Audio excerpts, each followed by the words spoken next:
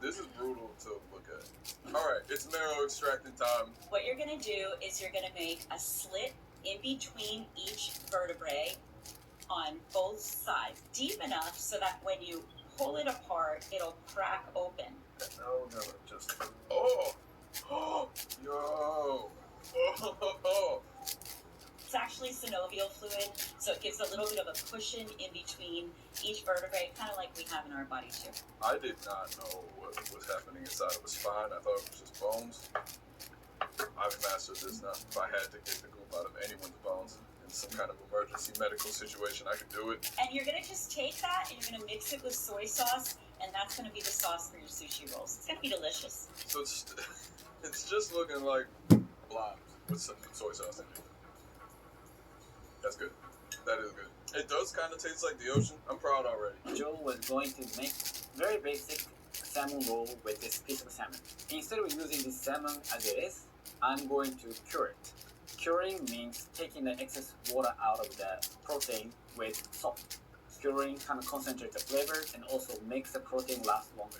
This seems like a very simple step, but it makes a very big difference in terms of the flavor, shelf life, and also texture to cut. I'm going to put this salmon in a fridge for about a half hour. Alright, it's rice time. I have right here Cadillac of rice, I'm told. In my opinion, rice is the most important part of making good sushi roll. Sushi means rice. I've never had rice that you had on top before. I gave Joe a special short grain rice. This short grain rice has starch in it. It makes the rice sticky and it makes the sushi making much easier. This looks like it should be at the bottom of a fish tank or something. You raise the rice so that you can kind of take off the excess starch that originally in the package.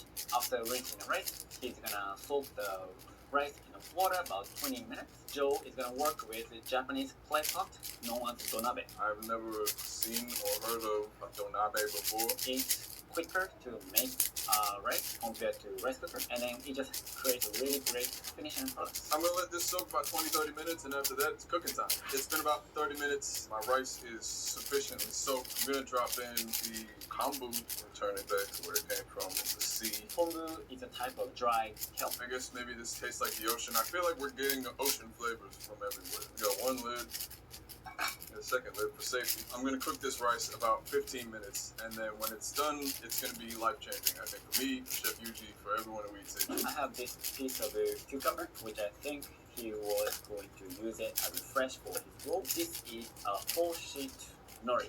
I'm going to use half of this size. I'm going to cut this cucumber in thirds so that it will fit in the half sheet nori. I have a Japanese cucumber. I have a takuan, which is a pickled daikon radish. That's what this guy is right here. So they need to be the same length as my sushi paper stuff. I love cucumber.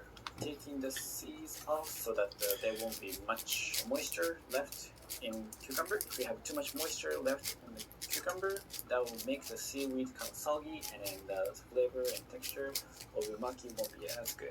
Cucumber's done. I'm going to do the same thing with this floppy pickled radish, and I want you to see the floppiness in full effect. This is what a pickled radish is. I don't know what they look like when they're not pickled, but this is a funny looking vegetable. And me not knowing that doesn't impact whether I can cook or not. As you can see, I chopped up the radish with no problem. Boom, look at this. Vegetables are cut. I did a great job, if I say so myself. Since I have this sushi vinegar, I decided to pickle this cucumber in a asazuke style. Asazuke means just quick pickle with simply salt and vinegar. Asazuke works with many fresh vegetables, and it's a great way to add just extra flavor to vegetables. Now we're going to get started with my rosemary lime sushi vinegar. And to do that, I have to pour this vinegar, and I gotta heat it up to 180 degrees. Joe is gonna be making his own sushi vinegar from scratch to season plain rice for the use of the sushi. Now, this is the easiest part so far. All I gotta do is melt some salt and sugar. I don't have to cut anything or chop the goop out of anybody's bones. The sushi vinegar that he's gonna be making today is traditional, but not traditional, because he's gonna be adding something that you don't usually see. Combination of rosemary and lime. That's my favorite combination. Yeah. And I like that they come off like little lightning bolts. I'm gonna let this sit for 30 minutes, and when I come back, I'm gonna have rosemary lime vinegar that I made myself. I have wasabi, and mayonnaise. Guess what? I'm gonna make wasabi mayo. Watch out, this is gonna be hard. The calm thing that happened. This looks like there's no real wasabi roots in it, but it smells amazing. This is the wasabi I grew up with, so I have nothing against it. Wow, it's pretty good actually. I've never in my life seen wasabi. It's very expensive, and also it's very hard to get. A lot of the sushi restaurants don't even use the real fresh wasabi. Is it gonna be green like the stuff that I'm used to? Tell me about this wasabi though. It's a beautiful ingredient. You're going to peel it a little bit. You can use a scraper, a knife, or the side of a chopstick and get that outer area off. Okay, it is nice and green. This is the color I was expecting. Rose told me I could take this off with a chopstick, and I am gonna do one little chopstick slide just to see what that feels like. Let me go back to the knife. That smells strong. It smells like it's gonna clear out my sinuses when I eat some of this, but I kind of like that feeling. Then you're going to take your special tool. It's a shark skin grater. I'm just so excited to do this. You're going to take the wasabi and rub it against the shark skin. Because it has all of these convex bumps there, it's going to make the creamiest wasabi that you have ever had. So if you are in the ocean and you have a wasabi root, you can just roll right up to a shark and just do this right on their back. I kind of want to do this. That's really good. This is like real smooth, real mellow. It's so fragrant and it's so flavorful. I can just eat like this. Alright, I got the shark skin down. I'm getting a little bit more leverage. I'm getting some nice, look at all that mush. It's looking real good. Look at that. My wasabi's done. I'm ready to go. Alright, I'm ready to season my rice. I got my vinegar that I made, my rosemary lime vinegar. I got my rice in the bowl here. Oh man, right off the bat, I did not expect the kombu to look like this. I could make boots out of it. I've never made rice this good in my entire life. This is, I want to sleep in this.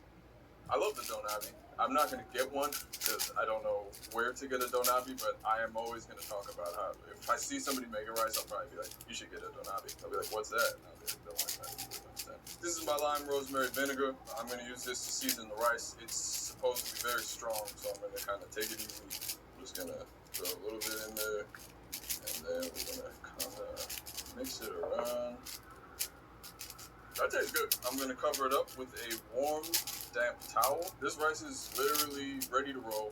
Joe sent me these two ingredients, tofu and rice.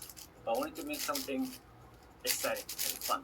So today I'm going to make tofu rice noodle. With the rice, I'm going to make rice flour. I'm going to take water out of the tofu. And I'm gonna add it to the little processor and add a little bit of salt. So I have to now blend this with the tofu. I'm looking for a texture that looks like pasta dough. I'm gonna put the dough in a pastry bag and I'm gonna squeeze the noodles into the hot water. It's a lot of fun. It's like udon noodles now. Since it's a rice noodle, I'm gonna make sure that they don't break apart when I transfer it. The dough is a lot tighter than I thought, but I think tofu is making it nice and fluffy after it's cooked. Kind of chewy. It's nice. This is tofu rice noodles. Alright, I got my beautiful bowl of tuna. I'm going to cut it up into little tiny bits. I'm just going to kind of do it like this. I mean, little bits. That'll fit into a sushi nicely.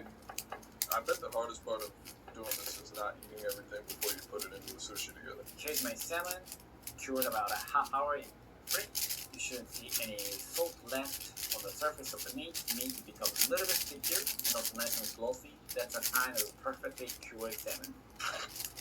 I just use a little bit of paper towel to hold the skin. And then as I move the knife forward, I kind of pull that skin so that skin comes Yes! 211 mean. Let's go! shiny, grayish. Yo!